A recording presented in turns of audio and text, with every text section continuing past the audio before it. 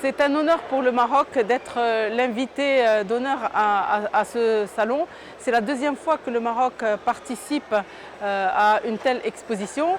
Aujourd'hui, comme vous l'avez constaté, la participation des opérateurs marocains est très importante, puisqu'ils sont venus avec leurs produits et nous avons constaté depuis le début de ce salon qu'il y a de très bons contacts, il y a des perspectives de collaboration et d'échange entre le Maroc et le Sénégal. J'ai fait moi-même des interviews avec les opérateurs marocains et sénégalais et je trouve qu'il y a une vraie complémentarité entre les opérateurs dans le cadre des échanges commerciaux. Alors, en ce qui concerne l'expérience marocaine dans le cadre de la gestion des pêches, aujourd'hui le Maroc a mis en place une stratégie, la stratégie Haliotis. Elle a été mise en œuvre en 2009 et cette stratégie, c'est une stratégie qui a couvert tous les maillons de la pêche en partant de la durabilité à la compétitivité et à la performance. Aujourd'hui, on peut dire que le Maroc est devenu un leader en matière de gestion des pêcheries sur le continent africain et il est prêt à partager son expérience et d'ailleurs nous avons déjà des partenariats avec les pays africains. Alors, en ce qui concerne la durabilité, aujourd'hui on peut dire que 93% de nos pêcheries sont gérées par des plans d'aménagement. En termes d'infrastructures, nous avons beaucoup axé nos efforts sur la pêche artisanale.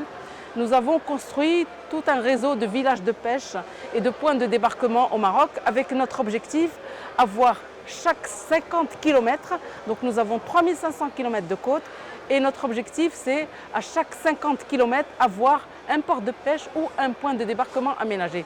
La preuve en est, c'est qu'aujourd'hui, suite à la visite de Sa Majesté en mai 2015, des instructions ont été données et une convention a été signée pour la création d'un point de débarquement ici à Dakar, Simoutienne, qui va faire profiter 15 000 marins de l'expérience marocaine. Ça va permettre à ces marins de valoriser mieux leur capture. Il va y avoir toute une infrastructure de chaîne de froid, une infrastructure pour la première vente dans les marchés de gros. Il va y avoir des ateliers de réparation des barques et c'est cette expérience-là qu'on veut partager avec nos amis sénégalais. Alors pourquoi cette option pour la pêche artisanale? C'est très simple. La pêche artisanale, comme vous le savez, ça doit être la même chose au Maroc et au Sénégal, c'est qu'elle touche une population sociale très précaire. Donc socialement, c'est des gens avec qui on peut améliorer leur revenu quotidien de la pêche.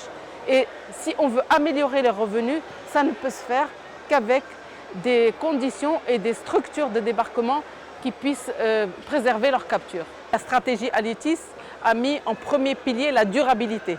Ça veut dire pour éviter la rareté, il faut préserver la ressource, mettre en place des plans d'aménagement.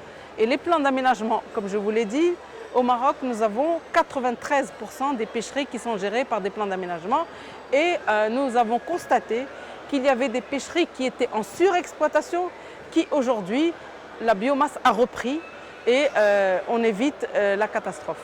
Voilà, merci.